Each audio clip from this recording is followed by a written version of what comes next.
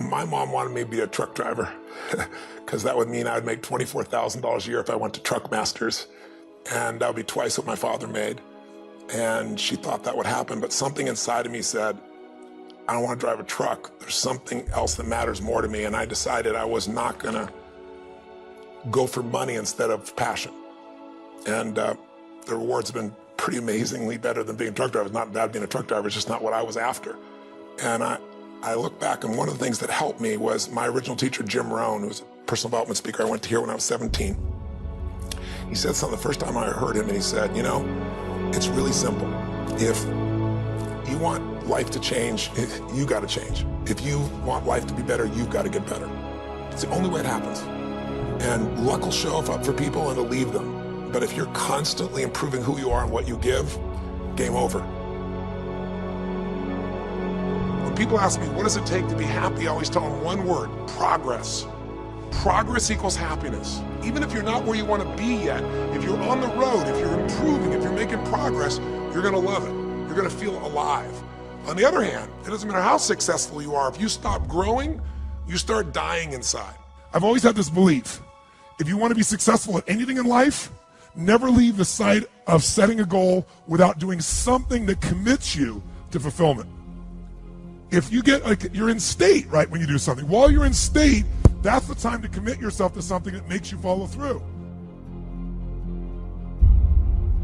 So I'd call somebody up, I'd schedule something, I'd lock in the next meeting, I'd sign up for the class, I'd enroll the guy who was going to mentor me, I'd set the meeting with a mastermind of people I met. I did something so that whatever I committed to, there was something when I went home that would pull me there. It's structure. This could be the greatest time you ever live if you control what you focus on, if you find a more empowering meaning, and if you decide to model the actions of those who succeeded before you. It can be the best financial time, the best emotional time, the best spiritual time of your life, but you better take control of your state. And if you think you're going to do it just by today, you're wrong. You're going to need to get yourself some rituals. Right now, every one of you in this room is controlled by your rituals. I don't just mean this one. I mean every morning you get up. I know your body. I can look at your body right now, and I can guess your rituals. Some of you, your rituals to work out 5 times a week, I can see it clearly. 4 to 6 times a week, it's obvious. Because you couldn't look like that if you didn't do that. Some form of workout. I don't care if it's walking, lifting, whatever. Some of you, it's obvious that lifting weights is part of it. You can see by that man's muscles. I know what his rituals are, because your life comes from your rituals. If you don't develop the ritual, you're kidding yourself. How many agree with me on this? Raise your hand and say, I. And there are rituals that put you in state, and there are rituals that take you out of state. But if you've got what you know, that focus, the target, and you got the toolbox, and you're still not getting what you want, it's because you got inner conflicts. That's the third pillar. You've got to resolve your inner conflicts. Because that, as I try to explain to you, 80% of success in anything is your psychology, and 20% is the mechanics. So those inner conflicts are when you take 2 steps forward, you pull 3 steps back, right? When you say, boy, I'm totally committed to this, but you don't follow through. This is my expertise, the why guy part. Why? Why do you keep saying you want this? You have crystal clarity, you have the tools, and you're still not getting it? There's a conflict in you. Align your life with what is most important to you. And then once you are in a position where you're aligned, guess what you'll do? Take action. You won't have to work at it. When everything's in alignment, there's nothing pulling you away, boom, you go for it. Progress comes when you tell yourself the truth and you're able to feel the uncertainty and take action anyway. The thing that stops us all is fear. It's no surprise.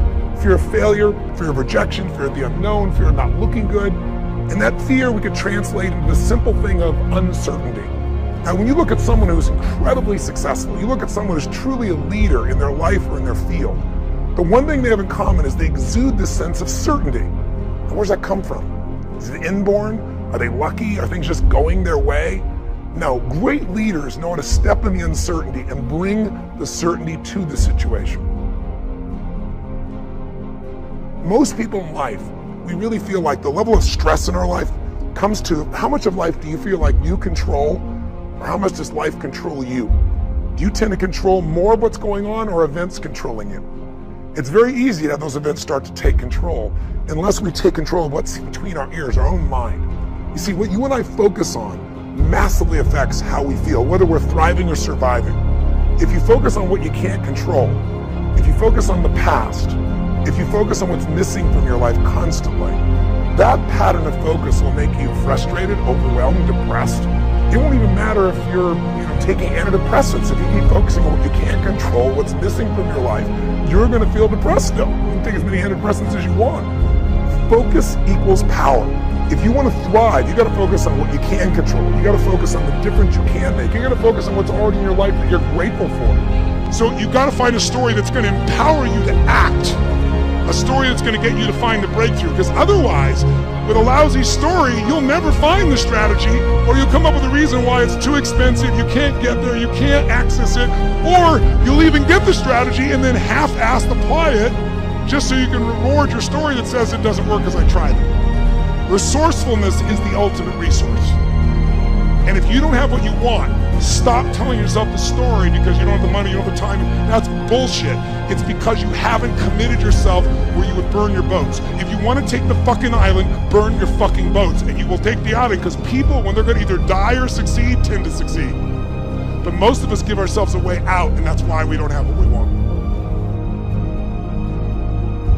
I was thinking about where this journey began for me, my desire to serve. Every day before I get on stage, I do this thing to whip myself into a peak state, and then my last words are, "Use me, Lord." That's my prayer. And every day my goal is to be a blessing in people's lives. Just do more, give more, share more, create more. And what you need will be there. It's like air. You don't stop to think about when you take a breath whether it'll be there or not. It's always going to be there. Yeah. You just got to do your part.